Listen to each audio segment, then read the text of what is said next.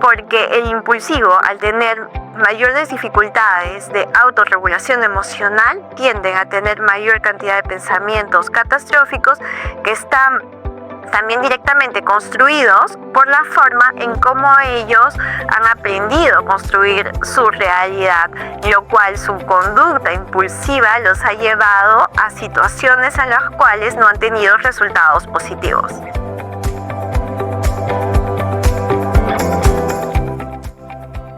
Muy buenos días, muy buenas tardes, muy buenas noches, mamás, papás, docentes que nos acompañan, familia TDH, comunidad TDH. Te saluda Carla Bocanegra, neuroeducadora, dándote la bienvenida a Yo Te Escucho, el podcast familiar de psicología, educación y coaching para empoderar a todos los padres y docentes que desean saber más sobre la vida de sus hijos y, como hoy, también sobre el TDAH, escuchando las experiencias vividas que van más allá de la teoría. Salimos cada sábado con un episodio y, como hoy, contaremos con invitados consagrados que desde su experiencia compartirán tips y estrategias para todos ustedes. Todo esto y más, y mucho más, en Yo Te Escucho, tu neuropodcast hecho con cerebro. Bienvenidos papás, mamás, te saluda Carla Bocanegra, neuroeducadora, tu coach TDAH con superpoderes, realmente agradeciendo que el día de hoy continuamos con el especial del TDAH, trabajando en aquellos temas, aquellos puntos, aquellos problemas que estás teniendo en el día a día con un hijo TDAH, una pareja TDAH, siendo tú tal vez adulto TDAH y necesitas justo algunos temas que pueden ser parte de una vida en común en las diferentes etapas. Y por eso es que el día de hoy tenemos para ti algo muy preparado. ¿Por qué? Porque a nivel de la psicología hacia la parte clínica, pues trabajamos mucho con los chicos con el tema de pensamientos. Y uno de los pensamientos muy marcado en los TDAH es el pensamiento catastrófico. Así es que el día de hoy vamos a dar la bienvenida a quien va a estar con nosotros hablando desde la línea clínica, porque vamos a hacer un buen ping-pong desde la psicología cognitiva. Damos la bienvenida a una gran invitada y parte de la familia de Yo Te Escucho, a Suzette Noriega. Suzette Noriega es psicóloga, psicoterapeuta y coach especializada en bienestar emocional, crianza y desarrollo de habilidades socioemocionales. Cuenta con amplia experiencia acompañando a niños, adolescentes y sus familias, brindando herramientas prácticas para afrontar los desafíos de la crianza y fortalecer los vínculos familiares. Y como les había comentado, pues en esta oportunidad compartirá con nosotros estrategias para comprender y manejar los pensamientos catastróficos en las personas con TDAH, ayudando a sus familias a promover una mejor regulación emocional, una convivencia más saludable. Muchísimas gracias, Suzette, por estar el día de hoy con nosotros. Gracias a ti, Carla, y a todo tu público por esta invitación. En realidad el tema es muy fascinante porque los pensamientos catastróficos están más presentes en nuestra vida que muchas veces podamos nosotros inclusive imaginarlos, ¿no? Porque no solo se dan solo de manera exclusiva en las personas con diagnóstico de TDAH, sino que también los padecemos todos. Las personas que no tienen TDAH también tienen pensamientos catastróficos, y el pensamiento catastrófico termina perjudicándonos en nuestra vida porque es una distorsión, ¿no? Es una distorsión de nuestra realidad que a la larga pues termina disminuyendo nuestra calidad de vida y nuestra capacidad de satisfacción y de vivir en calidad. Y yo creo que esa sería la primera puesta en escena para que nuestras familias puedan identificar qué es realmente un pensamiento catastrófico y por qué viene ese pensamiento a nuestras vidas. En realidad nuestros pensamientos son producto del aprendizaje, es la forma en cómo nosotros vemos la realidad, la manera en cómo nos estamos interpretando las cosas que tenemos frente. Yendo a cosas tan básicas que puede ser pues el hecho de comerme un helado, ¿no? El hecho de comerme un helado en función de la experiencia previa que yo haya tenido en mi vida puede terminar siendo un acto satisfactorio, como también puede terminar siendo un castigo. ¿Y eso de qué va a depender? De la forma en cómo yo he aprendido a lo largo de mi historia personal. Y existen patrones familiares que terminan repitiéndose. Un niño con pensamientos catastróficos tiene un 90% de probabilidades de haberlo aprendido de alguna persona en su vida. Lo que quiere decir que la forma en que nosotros como padres veamos la realidad, interpretemos nuestro mundo, vamos a enseñársela también a nosotros. Y desde la psicología clínica podemos ir viendo que el pensamiento puede estar acompañada con el miedo a la incertidumbre, el miedo al no saber qué va a pasar.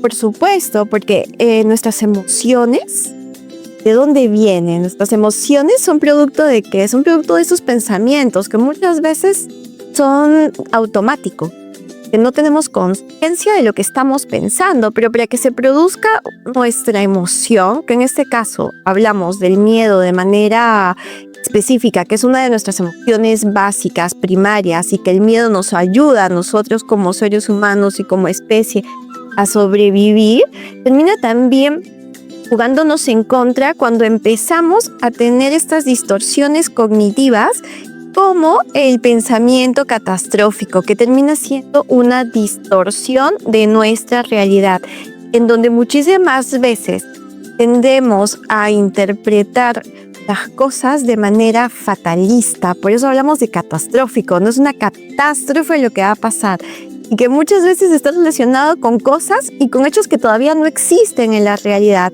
y nos lleva a tener un futuro negativo o una interpretación de fracaso. ¿Por qué? Porque yo ya empiezo a asumir una conducta derrotista frente a venir. Y papá, mamá, justo le comentaba a Suzette que el día de hoy el episodio va a estar interesante porque vamos a hacer un ping-pong, un trabajo muy lindo desde la parte clínica y yo quiero dar mis aportes desde la parte cognitiva. Trabajamos con los chicos desde el coaching, hablamos de también algunas palabras, vocabulario interesante que puede ser también bueno el día de hoy poder conocer, como por ejemplo, papá, la teoría del espacio del trabajo neuronal global, lo que se llama la conciencia. En ese espacio de conciencia, espacio en donde está toda la información que nosotros queremos, si ese espacio está vacío, entonces el cerebro va a tender a llenarlo con la primera información vaya a llegar a tu conciencia. Y los TDAH, la primera información que lanza puede ser un pensamiento catastrófico que se apodera de tu conciencia. Ese pensamiento, Suzette, lo abraza, lo contiene y lo tiene ahí contigo y no lo quiere soltar. ¿Por qué entonces el pensamiento quiere quedarse ahí? ¿Por qué ese pensamiento catastrófico no puede ser trabajado, liberado con tanta facilidad? Bueno, como ya habíamos visto, Carla, pues ya hemos aprendido, ¿no?, a pensar de esa manera. Y el hecho de que nosotros podamos tener esa capacidad de generar conciencia va a depender muchísimo de nuestra autorregulación. Entonces, si mi pensamiento automático llega a... Y si yo tengo TDAH, no me voy a permitir ponerme un stop para poder yo en ese momento analizar y pensar, como quien dice, las cosas de manera fría. No, yo tiendo a reaccionar en caliente. ¿Por qué? Porque de autorregulación. El cerebro, como sabes bien del TDAH, pues no tiene esa regulación neuroquímica para poder generar esa autoconciencia de manera mucho... Esto muchas veces lleva a que las conductas impulsivas también. Entonces, si yo tengo dos cosas, ya la desregulación a nivel neuroquímico, una falta de autorregulación emocional y además tengo el componente catastrófico, ¿qué es lo que va a suceder? Es que si alguien no me contesta un mensaje, yo de frente voy a decir, no me contesta porque no me quiere. Y se acabó. Y me quedo esa enmarcado. Y jalo este examen, ya no voy a tener ningún futuro académico.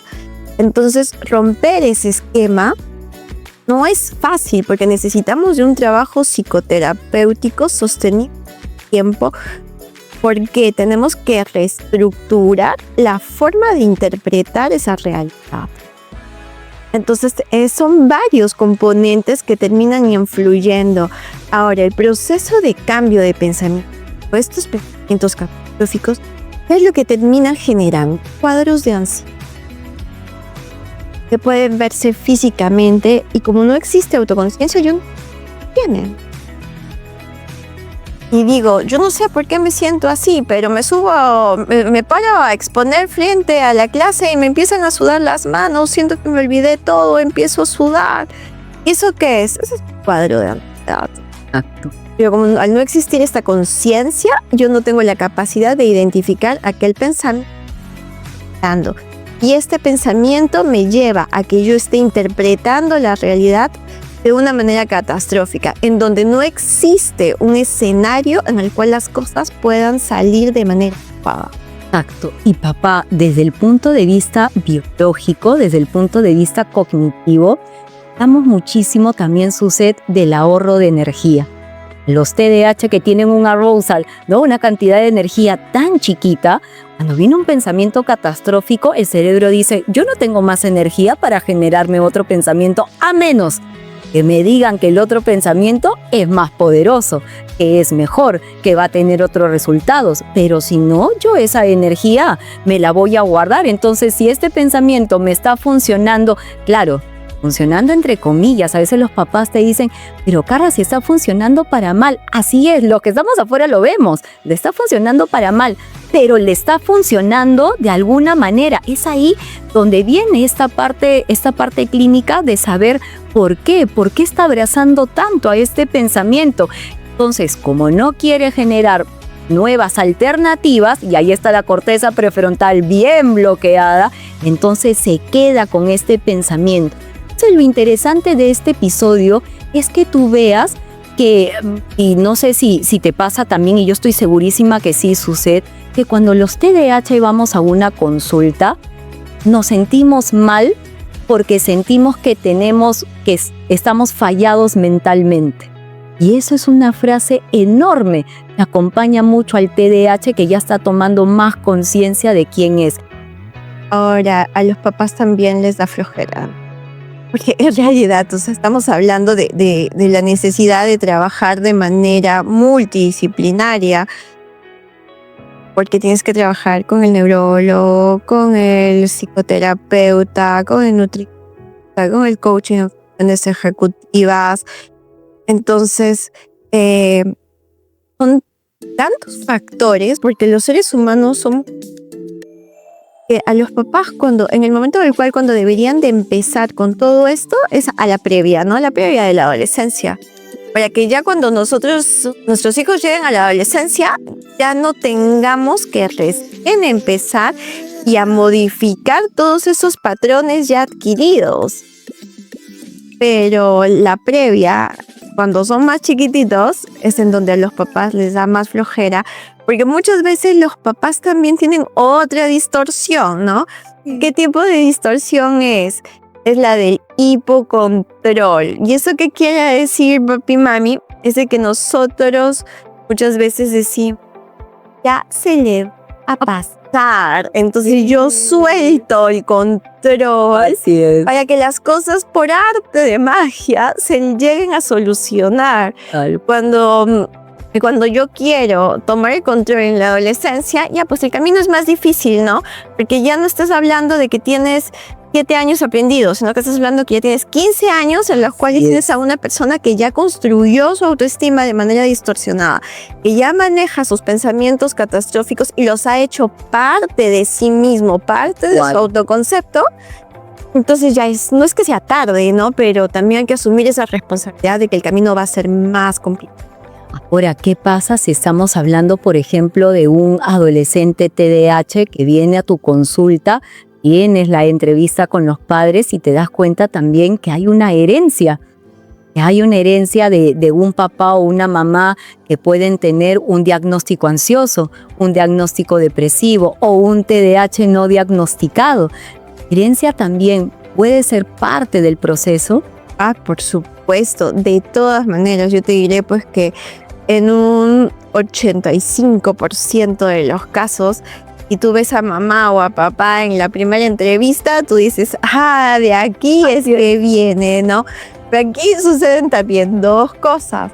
Es que hay papás que sí se pueden autorreconocer y que empiezan también a tomar cartas en el asunto para cambiar la forma en cómo ellos se desenvuelven para construir. Entonces, al final las familias son un sistema, ¿no? Empieza a cambiar uno de ellos, se empiezan a mover todas las... también tenemos el otro lado, y que es el más común, diría yo, es que los papás no quieren asumir la responsabilidad y piensan que llevando a los hijos a psicoterapia, de hecho que te debe haber pasado a ti también, ya es suficiente, ¿no? Entonces ya mira, que con su hora a la semana, tú ya me lo tienes que mandar arregladito. Una cosa así, cuando pues llegan a la casa y si es que el adolescente o el niño no hace las tareas que se le deja, no tiene este reforzamiento para la modificación de pensamientos, modificación de conductas, tú sabes pues que va a tener progreso, sí, pero en vez de tener un progreso en un plazo de tiempo más breve, nos demoramos. Por supuesto. ¿Y qué pasa con ese papá o esa mamá se proyecta? Ese papá o esa mamá que ve en su hijo TDAH, medida que va avanzando, porque lo va soltando, como dices tú, que es el caso más común, ¿no? Se proyecta y ve cosas de su vida, de su yo, de su adolescencia. ¿Eso también frena un poco el abordaje que un padre debe tener en casa? En realidad eso funciona de dos maneras. Porque existe pues que muchas veces los papás se terminan viendo como espejo. Entonces, lo que sucede es que yo diga, no quiero que mi hijo repita ese patrón de sufrimiento en donde yo tuve que estar en la universidad y sentía que todos mis amigos eran más inteligentes que yo. Entonces yo voy a ayudarlo. Es un lado de papás. También tenemos el otro lado que dice, mira, que si yo pude, él también va a poder solo. Así es. Entonces, así es. Al final pues tenemos estos dos lados y yo creo que el lado que avanza más rápido es el lado en donde los papás tienen conciencia y asumen esa responsabilidad sostenida en el tiempo. Porque no es cuestión de llevarlos a 3 sesiones, porque ya en 3 sesiones notas el cambio. Ya a partir de la cuarta sesión, tanto el niño se empieza a dar cuenta, oye, sí, ya mira que me equivoqué, que yo debí de haber hecho esto, pero no lo hice. Ahí ya empiezan a reconocer como grillitos que tenemos acá en nuestra cabecita. Exacto. El grillito de la impulsividad que te dice, ya, hazlo, salta, salta, salta. Y el otro que te diga, ok, stop, detente, analicemos, ¿vale la pena saltar? Entonces ya tienen esta conciencia por ambos lados y eso ya es un logro. Y eso es algo, papá, mamá, que no reconocen porque como dice Suset, ¿no? En esas sesiones ya empezaron la toma de conciencia, pero eso para el padre no es suficiente. Ahora, pues los logros se dan como que en baby steps, ¿no? O sea, pasitos chiquitos. No, papá, tienes que entender. Y eso es lo que muchas veces a los papis les cuesta entender. O también tenemos el otro lado, ¿no? Que a la cuarta sesión ya pues vemos que la toma de conciencia ya tiene un impacto. Que antes tenía pues 6 anecdotarios en un día, empieza a tener un anecdotario al día. Entonces el papá dice, ya no son... Corta. Y lo dejan de... Exacto. Entonces abandonan, claro, se mantiene la nueva forma de autorregularse por unos 15 días y de ahí ¿qué pasa? De nuevo empezamos con la caída y muchas veces los papás culpan al terapeuta, al coach, al que acompaña el proceso y no tienen esa conciencia de saber que es un trabajo sostenido entre el psicoterapeuta, el coach y los papás. Es cuando tú trabajas también funciones ejecutivas, también pues tú empiezas a tener logros en el proceso de instauración de conductas y de hábitos, pero si dejan de asistir, y no se ha terminado de reforzar la conducta, de instaurar la nueva función o aprender ese proceso de organización y planificación sostenida, y que el adolescente, el adulto o el niño se dé cuenta de la importancia que tiene eso en su vida y del cambio, no va a ser sostenible. Y ahí, Suset, mencionaste algo interesante, el adulto. No te dejo, mi querido adulto TDAH, porque este episodio también es para ti, porque a diferencia de las otras etapas de vida, el adulto viene con su conciencia de que no está haciendo las cosas bien, que estos pensamientos lo están abrumando, y también el adulto empieza a ver sus primeros pasos en decir, ahora sí ya me di cuenta cuáles son mis activadores, y empiezo a tomar conciencia en qué momentos empiezan los pensamientos catastróficos, y el adulto también ya está, ya lo logré y se fue. Y también le cuesta volver a regresar hasta que vuelve a tener una caída. Usted justamente mencionaste también algo muy interesante. Justamente los TDAH, cuando sucede el pensamiento, cuando actuamos frente al pensamiento y luego después analizamos nuestro comportamiento tan exagerado, viene la culpa. Y viene una culpa también muy dura, viene una culpa con un látigo, viene la culpa con dolor. ¿Por qué los TDAH solemos expresarnos así? Tiene que ver muchísimo, Carla, con el nivel de autoexigencia que tienen. Y más aún si es que se encuentran frente a una historia de fracaso personal.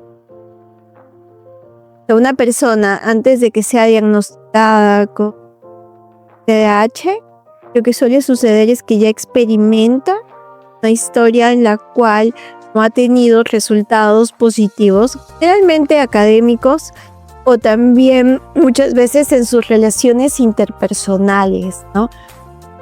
Entonces ya empiezan a tener una visión de su realidad que no es necesariamente positiva, en donde no tienen una valoración positiva de sus capacidades, de sus habilidades, ni tampoco de su sensación de autoeficacia.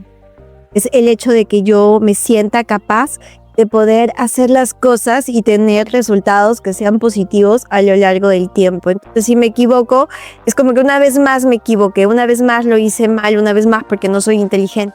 Entonces aquí empiezan empiezan también a interferir todas aquellas etiquetas que nos han puesto a lo largo de la historia, porque a una persona con este diagnóstico desde el colegio lo empiezan a etiquetar, ¿no? Como que al impulsivo o al hiperactivo es que es un malcriado, es que no sigue las reglas, hace lo que se le da la gana, y lo juzgan como persona, mas no se juzga a la conducta. O cuando no tienen motivación, les dicen, es que eres flojo. Entonces todas estas etiquetas terminan interfiriendo en la manera en cómo nosotros nos autopercibimos. Y en función de eso empezamos a construir, como tú decías antes, nuestro autoconcepto. No voy a tener un autoconcepto positivo, ¿no? Lo que yo voy a ver es que soy desordenado, no me puedo planificar, saco malas notas, no soy inteligente, no entiendo lo que me explica. Mis amigos no me quieren porque soy impulsivo y los puedo meter en problemas. Los profesores me critican constantemente, entonces mi valoración va a estar pues en menos X, ¿no? Y eso también influye en el hecho de que cuando yo vuelva a equivocarme, no lo vea como una oportunidad de aprendizaje, sino que confirma todas aquellas carencias que yo puedo autopercibir, que también son una distorsión, porque no estoy yo siendo objetivo en el momento en el cual hago esta valoración. Entonces, pensamiento catastrófico está en la línea de los pensamientos distorsionados. Y mencionaste también algo muy interesante, papá, mamá, yo sé que también te está resonando a ti. Pensamiento catastrófico, mencionaste a la impulsividad, a la hiperactividad. Quiere decir que los TDAH de presentaciones hiperactivas e impulsivas tienen más pensamientos catastróficos que, por ejemplo, un TDAH de la presentación inatenta. Suele ser porque el salto entre el pensamiento y la emoción es mucho más breve. es mucho más rápido, ¿no? Neuroquímicamente es más veloz. Entonces no tienen este espacio para decir, ya, ok, stop, analicemos, ¿no? Sino es que de frente el pensamiento sale en automático a una velocidad luz y no tienen el tiempo de analizar el por qué. Entonces aquí viene algo que es fundamental, es de qué manera los papás podemos apoyar en el cambio de esta sintonía, por decirlo de alguna manera, ¿no? De este tránsito, porque el impulsivo, al tener mayores dificultades de autorregulación emocional, tienden a tener mayor cantidad de pensamientos catastróficos que están también directamente construidos por la forma en cómo ellos han aprendido a construir su realidad, lo cual su conducta impulsiva los ha llevado a situaciones en las cuales no han tenido resultados positivos. Entonces quiere decir que el pensamiento catastrófico también está alineado con la ansiedad, con las conductas ansiosas más que hacia la línea depresiva. Por supuesto, ¿no? O sea, una persona con pensamiento catastrófico directamente va a tener ansiedad, porque es esa incertidumbre, es ese miedo de que ya la voy a malograr o ya la malogré, ¿no? ¿Basado en qué? Basado en un imaginario, porque hay que tener en cuenta esto, que muchas veces nuestros pensamientos catastróficos pues generan una realidad en la cual todo va a salir mal. O sea, si jalo un curso, desaprobé.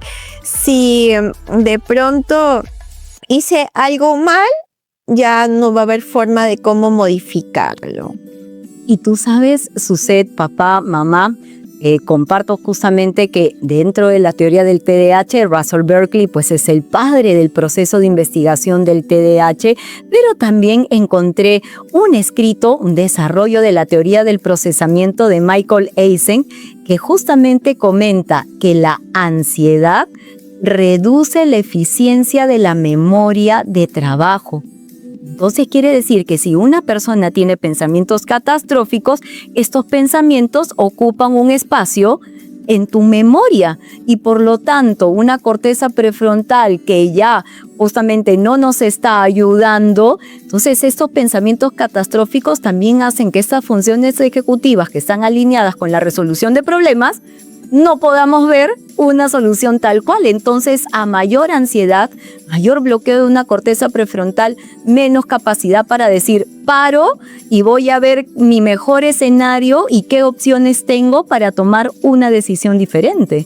Y ahí intervienen los papás. Así es, porque los papás nos tienen que prestar el cerebro que no tenemos en ese momento. Sí, pero primero hay que validar la emoción. Híjole. O sea, yo creo que ese es el paso número uno, ¿no? Es yo valido lo que mi hijo siento. No lo juzgo, porque a primera impresión los papás van a decir, no seas exagerado, no es para tanto. Pero la realidad de mi hijo es otra.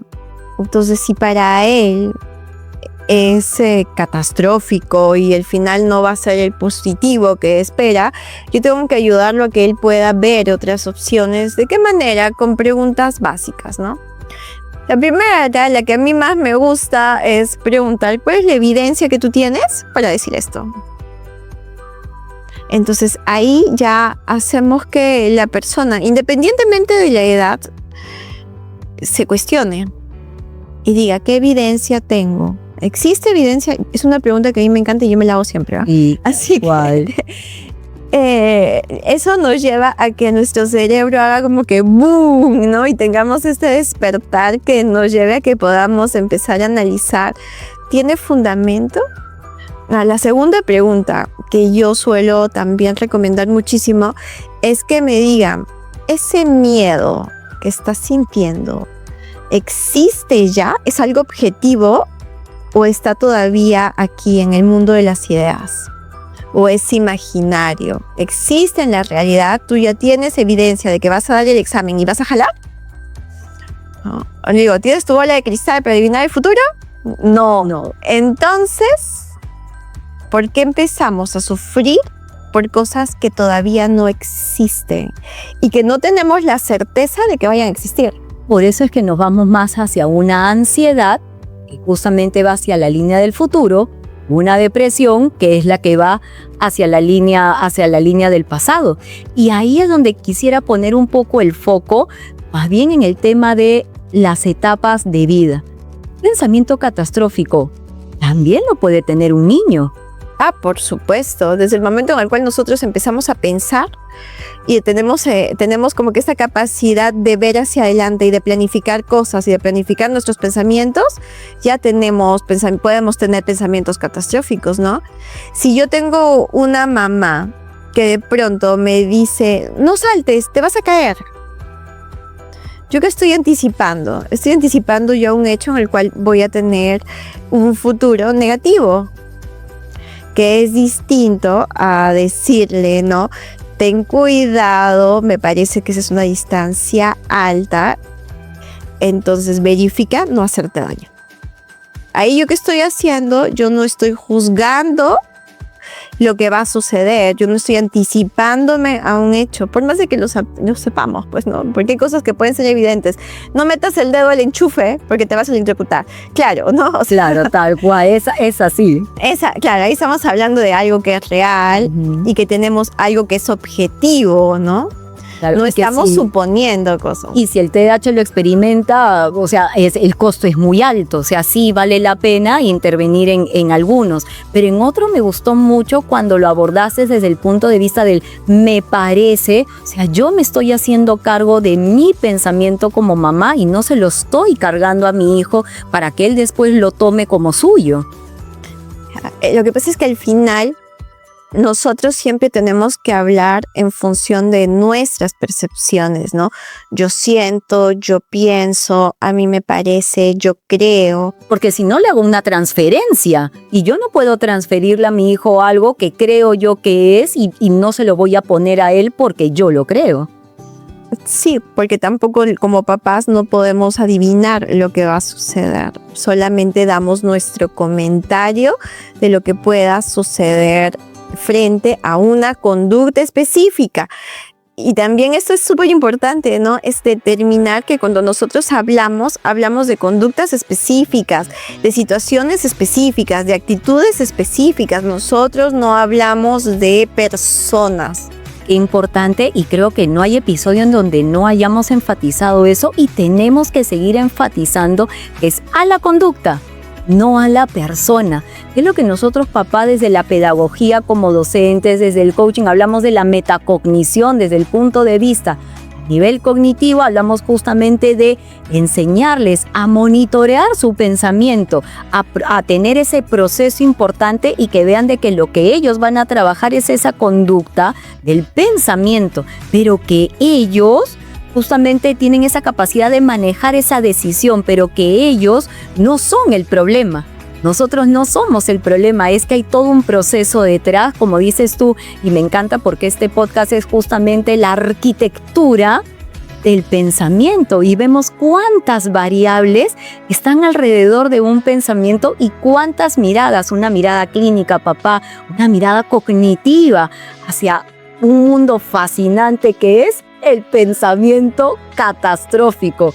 Y algo también que veo muchísimo en mis TDAH y en mí también es la rigidez. Algo que acompaña al pensamiento también y que me dicen, pero Carla, ¿por qué no lo quieres soltar? Porque hay una inflexibilidad. ¿Cómo se trabaja esta rigidez mental, Suzette? Qué difícil, ¿no? O sea, sí, en realidad es difícil porque para ellos también están pues dentro de su zona de confort, ¿no? Es algo que te funciona y que ya viviste con eso, entonces ¿para qué cambiarlo? Porque yo no le veo el beneficio del cambio. Entonces empezar por eso, ¿no? Es por enseñar que la modificación de este pensamiento va a tener un impacto distinto en su vida. En el momento en el cual yo empiezo a ver este nuevo propósito, este nuevo beneficio, ahí yo lo primero que hago es intento hacerme consciente de cuál es ese pensamiento rígido que yo estoy teniendo. Y en función de eso es que yo empiezo a generar el análisis en la persona. Porque aquí hay otra cosa que es importante. Si yo te digo cambia, tú no vas a cambiar. Pero si yo te hago que tú analices y te des cuenta de que el cambio de pensamiento va a tener un impacto diferente en tu vida y que esa conclusión salga de ti mismo, la situación es totalmente distinta. Pero eso es un trabajo sostenido que tenemos que hacer, en donde la primera vez hasta la persona se enoja, ¿no? Es como que, ¿pero por qué me haces preguntarme esas cosas? Y se sienten hasta como que ofendidos cuando uno intenta enseñarles que existen otras maneras de ver las cosas y que la forma en cómo están pensando no los beneficia. Entonces, a mí me ha pasado en consulta, ¿no? Y que de pronto, pues, trabajaba con un adolescente de entre 11 y 12 años y me dice, ¿sabes una cosa, Susana? Yo no quiero hablar de eso ya me estás molestando. Yes. Ok, esa sesión se terminó en eso, pero ya nosotros generamos este quiebre. Exacto, eso es lo bonito. A veces los papás se asustan cuando te dicen, ha llegado muy molesto a casa porque dice que su sesión ha sido demasiado, le has preguntado mucho juzgamiento.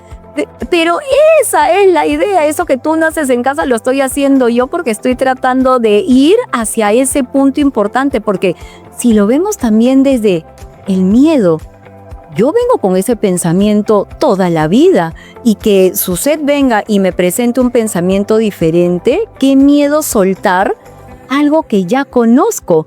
Y esos muchos coaches me dicen, pero Carla, ¿por qué siempre reacciono igual? ¿Por qué siempre el pensamiento? Porque es lo único que conoces y porque no te atreves a soltarlo, porque tienes miedo de que eso nuevo que ya tu cabeza está pensando, ya solución 2, uy, pero qué miedo tocar la puerta 2 y dejar algo con lo que siempre has vivido. Es difícil, pues. Es difícil. Claro, es difícil. A todos nos cuesta, te diré. No solo a las personas con diagnóstico de TDAH, o sea, a los que no tienen diagnóstico y también están pasando por una dificultad, algún conflicto o algún quiebre emocional, ese proceso también es duro. Ahora, a un adulto le cuesta más que a un adolescente. Soltar es más difícil para el adulto. Claro, porque tienes 40 años de aprendizaje, de pensar de una manera, ¿no? Entonces, a más grande uno es, tiene pues sus formas más consolidadas, tiene estructuras mentales más fijas que le han funcionado y que de pronto yo trabajo con gerentes y que me dicen, ¿no? Pero si no hubiese sido así como soy, duro, frío y directo, no estaría en donde estoy ahora. Claro, laboralmente hablando, pues, pero miremos cómo estás aquí adentro y cómo es que tú te estás sintiendo, sino porque estás acá. Tal cual. Por eso es que papá, mamá, cuando hablamos desde la línea clínica, hablamos de una flexibilidad emocional. Desde la parte cognitiva, con la flexibilidad cognitiva, es la capacidad que tenemos para resolver problemas, para mirar el otro lado de la moneda, para escuchar la sugerencia de alguien. Como nuestra corteza prefrontal está afectada, entonces no me doy frente al hecho de decir, hay un plan B. Claro, si sigo con el pensamiento A, entonces sigo con el plan A. Pero si yo no le doy la apertura a su set, a que su flexibilidad emocional me diga, mira, vamos a construir como el Mago de Oz otro camino, por lo tanto mi flexibilidad cognitiva no se va a dar. Entonces la parte emocional apoya muchísimo al proceso cognitivo también. Están de la mano. De la manito. No podemos separarlo, ¿no? O sea, hay que tener en cuenta algo, es que los seres humanos, pues, venimos como que en combo, ¿no? O sea, yo no puedo separar emoción, pensamiento, conducta y hablar de cosas que son separadas, porque influye en mi pensamiento, influye en mi emoción influye en mi conducta. Y finalmente mis conductas van a establecer qué tipo de vida es la que yo estoy teniendo y el tipo de vida va a establecer los logros que yo voy a tener. Entonces estamos hablando de que es una cadena y esta cadena va jalando. Entonces, si yo no empiezo a hacer que cada uno de estos componentes funcione de manera adecuada, va a terminar jalando en los demás y al final también en la forma en que nosotros vayamos a sentir ese nivel de satisfacción con lo que hacemos. Y sucede entonces, ahí entra otra característica muy interesante del TDAH, perfeccionista. ¿Crees que el perfeccionismo también puede estar unido a un pensamiento catastrófico? De todas maneras, porque no va a ser, porque una persona que es perfeccionista va a buscar constantemente hacer las cosas mejor. ¿Y por qué? Porque si yo tengo una historia en el pasado en la cual yo fracaso y nada estaba bien, yo voy a buscar que esté bien, que esté bien, que esté bien, que esté bien. ¿Y cuál es el problema? El problema no está en hacer las cosas bien, sino es en la crítica constante del trabajo que yo estoy haciendo. Entonces, y en esa sensación de que no es suficiente, no es suficientemente bueno. Entonces, ¿a quién juzgo? No juzgo al trabajo, sino juzgo a quien lo ha hecho. Y en este caso me juzgo a mí, porque lo que estoy haciendo no es lo suficientemente bueno y no tiene como que todas esas expectativas que debería de tener, ¿no? Entonces termina siendo una autocrítica constante. Tenemos ese extremo del perfeccionismo y también tenemos el otro extremo del TDAH que hace cualquier cosa y dice, ya está, que lo hace por cumplir, ¿no? Que también es otro porcentaje. ¿Y por qué? Porque la procrastinación también es una característica que está súper ligada, papás, a la sensación de autoeficacia que yo tengo. Y mientras más trabajo me cueste hacer algo, más lo voy a procrastinar, lo voy a dejar para el final. Y voy a también muchas veces tener ese otro pensamiento del optimismo ingenuo, ¿no? De que ya al final eso va a salir porque va a salir y no va a pasar nada. Mi hipocontrol al máximo. El too good to be true. No, sí, ya, perfecto, no te preocupes. No te preocupes que todo va a salir muy bien. Uy, Dios mío, yo lo escucho en los TDAH y realmente a veces me asusto. Cuando escucho digo, papá, qué tranquilo estás, tú no sabes todo, mi pensamiento catastrófico, no sabes todo lo que se te viene por esta parte. Porque también entonces si nos vamos, no me olvido de ti, TDAH adulto, al mundo laboral, el tema de yo como adulto TDAH no sentirme lo suficientemente bueno en mi trabajo, entonces voy a ir hacia la perfección. Cada vez que quiero la perfección, otra vez caigo en el quiebre. No, otra vez lo hice mal. No, no fue suficiente. Entonces voy a quedarme más horas en mi trabajo. Ya no voy a mi casa, no veo a mis hijos, no estoy con mi esposa, me siento mal, me voy del trabajo, me voy a otro. Entonces, desde el punto de vista del adulto, también es un quiebre enorme y el adulto tiene que parar y decir, esto no puedo solo. Necesito el acompañamiento necesario. Por supuesto. Ahora, una característica muy común en los TDAH que trabajan es que no cumplen con los plazos. Exacto. Y justamente es por eso, porque es, ¿y si lo reviso de nuevo? ¿Y si lo vuelvo a hacer? ¿Y si le cambio esto? ¿Y si le cambio lo otro? Y mientras que están peleándose con su mundo interno de si ya está bien o no está bien, cumple el estándar que ellos mismos se autoimponen, ya se les fue el plazo, no lo presentaron a tiempo y ni siquiera se dieron cuenta que ya se les había ido el plazo porque se quedan muy encerrados en su mundo y estos procesos de organización y planificación también están distorsionados y eso genera un bajo desempeño laboral. Entonces también tiene implicancias directas y eso que hace termina reforzando nuestra autoestima y nuestra sensación de autoeficacia y en esa autoevaluación de nuestra capacidad de poder tener éxito en la vida. Entonces quiere decir que el catastrofismo se alimenta de la certeza. Aún no tengo la certeza de que esto está bien.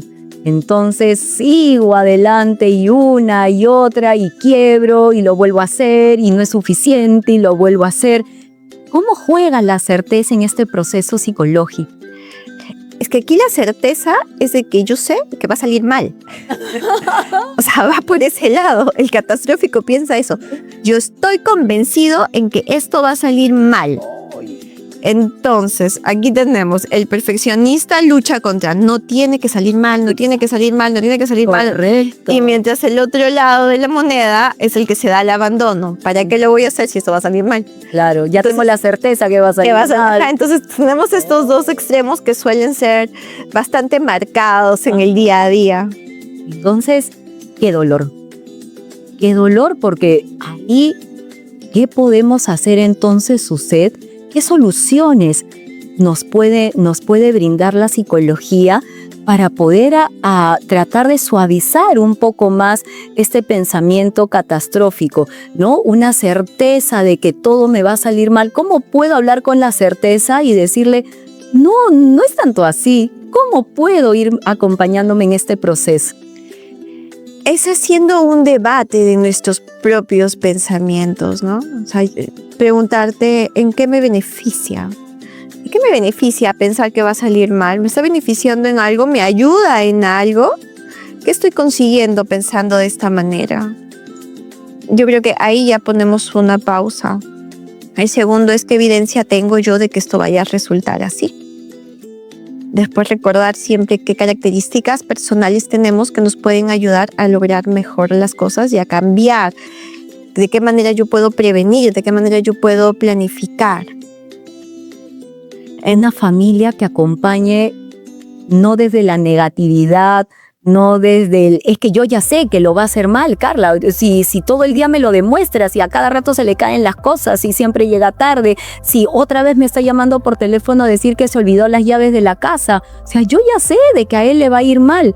Cuando tenemos un papá o una mamá que también acompaña desde ese dolor, padres también necesitamos trabajar en menos negatividad y más esperanza. Hay que confiar, ¿no? O sea, nosotros no podemos pensar que nuestros hijos están en este mundo para fracasar. O sea, el hecho de que piensen diferente, el hecho de que tengan características distintas, los hace ser únicos. Y entonces hay que trabajar en esas características únicas que tienen para repotenciarlas. Entonces yo no tengo que mirar desde la carencia, sino yo tengo que mirar desde la oportunidad de crecimiento. Ok, no serás pues el mejor en matemática, ¿no? Pero eres un mega capo en los deportes. Entonces pongamos la energía en las cosas que tú sí, y en lo otro busquemos sobrevivir. Porque no necesitamos matemáticos en el mundo. Necesitamos seres íntegros, seres que vivan en confianza, que sean consecuentes con sus valores. Porque si no, pues cuántos Einstein habrían y de pronto no tendríamos una sociedad que sea saludable. O por ahí tienes un hijo que sí es un Einstein, pero realmente tiene tantos pensamientos catastróficos, miedos, temores, que solito se autosabotea en el proceso. Entonces se me viene una palabra que leí en un libro hace algún tiempo y es la autocompasión. ¿Y es que la autocompasión también puede ser una salida o parte de una solución? Mira, si es que no tuviésemos autocompasión en nuestras vidas, seríamos tan duros con nosotros mismos que terminaríamos castigándonos. La mejor forma de trabajar la compasión es mirarnos a nosotros mismos como si mirásemos a la persona que más amamos. Entonces, en vez de tirarnos látigos, como tú dices, es decirnos, ok, esto ya pasó, nos dolió, nos equivocamos, fracasamos, pero vamos a intentar hacer las cosas de manera distinta, ¿no? Es como que darte un autoabrazo y decir una apachurradita y decir, vamos por más, que sí podemos. Y yo creo que eso es algo que olvidamos constantemente, ¿no? Que sí podemos abrazar a la gente que queremos y decirle, ok, está bien, tú puedes, pero hacia nosotros mismos no tenemos esa mirada amorosa para poder decirnos, vamos a levantarnos, juntos lo vamos a lograr. Qué interesante, porque a veces uno asocia o la sociedad también genera tantos sesgos con ciertas palabras. Uno piensa, me voy a compadecer de mí mismo. No, como que desde la miseria. Y no es así. La compasión es un momento, ¿no? Muy, como tú dices, muy, muy profundo, muy personal, muy desde el amor, ¿no? Ahora mi productor, que le contaba mi pensamiento catastrófico, me hablaba desde la compasión. Carla, ya fue, ¿no? Hay cosas que no se van a poder cambiar. Hiciste todo lo que pudiste, todas tus herramientas, pero a veces las cosas no salen tan bien como uno quisiera, pero ahí estuvo tu esfuerzo. Entonces, ese proceso de compasión, qué importante es trabajarlos en nosotros y enseñarle también a la sociedad que brindar esa compasión al otro no es menoscabar, no es mellarlo, sino es hacerle ver que tal vez en este momento no, pero mira, sigue mirando esas herramientas, ese éxito que tienes, esas fortalezas, y puedes salir adelante en la siguiente vez. Lo que pasa es que muchas veces la autocompasión está vista como el hecho de que, ay, ya, pobrecito de mí, ya no hagas nada nunca, ¿no? Una cosa así. Cuando en realidad la autocompasión no tiene que ver con eso. Exacto. Tiene que ver más con el hecho de que, ok, me doy soporte, porque en este momento lo necesito esa contención para después pararme con más fuerza, sin castigarme, porque con cada autocastigo que tenemos, terminamos pues dañando nuestra autoestima. Y es por eso, Suzette, para poder cerrar este maravilloso episodio, qué mensaje de esperanza, qué mensaje de alegría, qué mensaje de motivación puedes compartir todos nuestros TDAH, ya sean niños, sean adolescentes, universitarios y adultos, y a los padres también. Yo creo que lo más importante es primero que tengamos la capacidad de reconocer nuestra emoción. Reconozco mi emoción, el pensamiento catastrófico genera miedo. Y termina pues este miedo paralizándonos, ¿no? Entonces darnos cuenta de eso, mi emoción, mi pensamiento, debato mi pensamiento, me funciona, no me funciona, qué evidencia tengo yo para creer esto, lo puedo cambiar, qué otras posibilidades tengo, qué otras alternativas hay. En función de eso, escojo lo que mejor se adapte.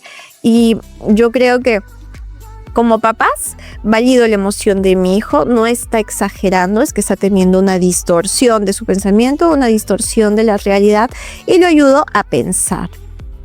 Y si es que se equivocó y ya tuvo su pensamiento catastrófico, ya tuvo una conducta catastrófica también, hay que ayudarlos a tener conciencia de todo este proceso que lo llevó a terminar de esa manera. Al final hay que acompañar siempre con amor, no hay que juzgar, no hay que autojuzgarnos ni tampoco juzgar. Si de pronto yo me doy cuenta que la sintomatología que yo tengo me sobrepasa y que es algo que yo no puedo manejar, busco soporte, ¿no? Tener soporte ayuda muchísimo a que nosotros podamos afrontar estas situaciones y no generarnos un sufrimiento innecesario, Carlita. Y es papá, mamá, entonces debes estar pensando, Suzette, necesito una dialéctica, Suzette, necesito una terapia cognitiva conductual, necesito apoyo, soporte, herramientas. ¿Dónde podemos encontrarte, Suzette, para abordar este tema contigo? En Instagram estoy como suzetnoriega.p y también me encuentran siempre en el 9935-88153 en el Instituto Médico Miraflores. Es que íbamos a dejarte en los comentarios también todos los datos y la información. Papá, mamá, creo que el día de hoy hemos abordado un tema muy importante para todos los TDAH. Pensamientos catastróficos. Así es que le agradecemos a Suzette. Gracias, Suzette, por haber estado con nosotros el día de hoy y por habernos acompañado en un mes tan bonito como es el mes del TDAH.